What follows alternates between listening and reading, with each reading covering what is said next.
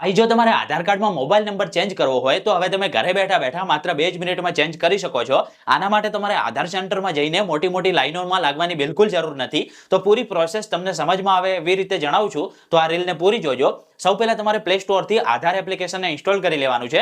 એના પછી સૌ પહેલા અહીંયા તમારે એન્ટર આધાર નંબર ઉપર ક્લિક કરીને તમારો આધાર નંબર એન્ટર કરી દેવાનો છે. એના પછી તમારો હાલમાં જે મોબાઈલ નંબર રજીસ્ટર છે આધાર સાથે, એના ઉપર એક ઓટીપી જશે. એ ઓટીપી તમારે અહીંયા એન્ટર કરી દેવાનો છે. એના પછી તમારે પોતાના ફેસથી એક સેલ્ફી અપલોડ કરવી પડશે. તો થોડા તમે અહીંયા નીચે સ્ક્રોલ કરશો તો તમને એક અપડેટ માય આધારનો ઓપ્શન મળશે. એના ઉપર ક્લિક કરી દેવાનું છે. મોબાઈલ નંબર અપડેટનો એક ઓપ્શન હશે, એના ઉપર ક્લિક કરવાનું છે. હવે તમારા જે ઓલરેડી નંબર રજીસ્ટર છે ને, જૂનો નંબર, એના ઉપર એક ઓટીપી જશે. તો એ ઓટીપી તમારે અહીંયા એન્ટર કરી દેવાનો છે. તમને અહીંયા જે તમારો નવો મોબાઈલ નંબર છે એ એન્ટર કરવાનો ઓપ્શન મળશે. તો તમારા નવા મોબાઈલ નંબર અહીંયા નાખીને સેન્ડ ઓટીપી પર ક્લિક કરશો તો હવે તમારા નવા મોબાઈલ નંબર ઉપર ઓટીપી જશે. તો એ ઓટીપી તમારે અહીંયા એન્ટર કરી દેવાનો છે. ફરી એકવાર તમારે પોતાના ફેસથી સેલ્ફી અપલોડ કરવાની રહેશે, એટલે કે ફેસથી વેરિફિકેશન આપવાનું રહેશે.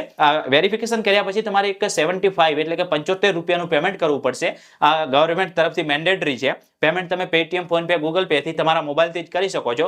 પેમેન્ટ કર્યા પછી જેવું તમે કન્ટિન્યુ ઉપર ક્લિક કરશો તો તમારો જે નંબર છે તે અહીંયા અપડેટ થઈ જશે. જો કે અપડેટ થવામાં 6 થી 7 દિવસનો સમય લાગશે. તો ભાઈ ઘણો જ કામનો વિડીયો છે, બધા લોકોને શેર કરી દેજો. આવા વધારે વિડીયો જો તમારે ગુજરાતી ભાષામાં જોવા હોય તો આપણા પેજને ફોલો કરી દેજો.